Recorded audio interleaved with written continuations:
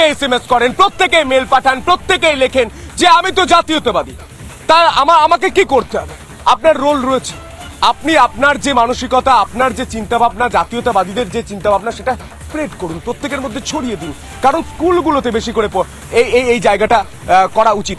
আমরা দেখি বিভিন্ন, আমরা যে পড়াশোনার সময় আমরাও 15ই আগস্ট শুধুমাত্র একটা দিন, সেই দিন আমরা দেখতাম জাতীয় পতাকা উত্তোলন। তারপর বছরভর আমরা পাঠ্যপুস্তকে পড়তাম নেতাজি সুভাষচন্দ্র বোসের কথা, বিনয় বদল দীনেশের কথা, ক্ষুদিরাম বোসের কথা। কিন্তু আমাদের যে জীবনের কাজ, সেই কাজে আমরা অ্যাপ্লাই করবো কি করে, সেই কাজটা আমরা কিভাবে করব, এটা কেউ কোনোদিন শেখানি। এটা শেখানো উচিত মনে হয়। দেখুন, আমার সর্বোপরি মনে হয় যে আমরা যে যাই কাজ করি, আমরা দেশ আছে এবং দেশের এই জওয়ানরা আছে, ওই জওয়ানরা কিন্তু তাদের সমস্ত প্রাণ বলিদান দিচ্ছে বলে আমরা এখানে বুদ্ধিজীবীর মতো কথা বলতে পারছি, আমরা থাকতে পারছি, কাজ করতে পারছি।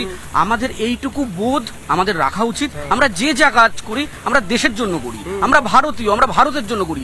এই চিন্তা চেতনা আমাদের মনের মধ্যে রাখতে হবে। তার জন্য আমার মনে হয় প্রত্যেকটা মা বাবার প্রথম কর্তব্য নেওয়া উচিত যে রাষ্ট্রবোধ আগে শেখানোর, তারপর অন্য শেখানো।